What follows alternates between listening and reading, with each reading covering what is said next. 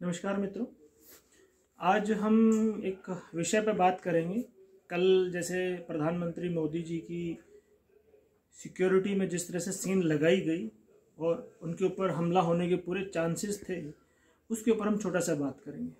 इसमें हम किसकी गलती, किसका दोषारोपण करेंगे, ये बड़ा मुश्किल है। लेकिन कहीं ना कहीं भारत का एस्टेब्लिशमेंट इसको जानबूझकर नज़रअंदाज कर रहा है।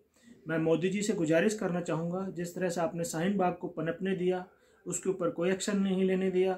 फिर बंगाल में जिस तरह से आपने हिंदुओं को बेसहारा छोड़ दिया, इलेक्शन के बाद जिस तरह से उनके साथ अत्याचार हुआ, जिस तरह बर्बरता उनके साथ हुई, परंतु आपने मौन धारण कर लिया। उसके बाद पिछले 1 साल से खालिस्तानी आतंकवादी भारत के अंदर जिस तरह से उत्पात मचाया हुआ था, दिल्ली को चारों तरफ से घेर कर बैठे हुए थे और आपने उनको फैसिलिटेट किया। वहाँ पे टॉयलेट की फैसिलिटी हुई, वहाँ पे आपने बहुत सारी चीज़ों की फैसिलिटी की और उन्होंने भारत के जो मुख्य राजमार्ग थे उनको जाम करके बैठे हुए साल भर से बैठे रहे। उसके बाद 26 जनवरी का हादसा आप सबको पता ही है। जिस तरह से उन्होंने तिरंगे का अपमान किया और खालिस्तान का झंडा लाल किले के ऊपर लगाया, ये हमारे स्वाभिमान के विरुद्ध था। और जिस तरह से उन्होंने पुलिस वालों को घेर घेर कर मारा, वो भी हमारे प्रजातंत्र कह सकते हैं कि उसके विरुद्ध था, परंतु आपने तब भी कुछ नहीं बोला। इसमें बहुत सारे विषय को कवर करने के बजाय मैं छोटी सी चीज़ कहना चाहता हूँ। भारत राष्ट्र बहुत सारे जिहाद से इस वक्त संघर्ष कर रहा है।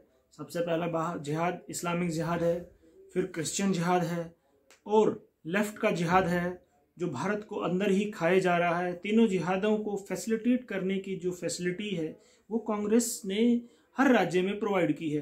पिछले 60-65 साल के उनके शासन में उन्होंने इन सारे जिहादों को पनपने दिया, परंतु आपने इन सारे जिहादों को खुद से भी पनपने दिया, कभी उनके ऊपर कोई सख्त कार्रवाई नहीं की। उसका परिणाम यह है कि आज एक चौथा जिहाद जो कि मर चुका था बिल्कुल, उसको जिंदा किया गया, खालिस्तान का जिहाद। अब हम 4 जिहाद से झेल रहे हैं।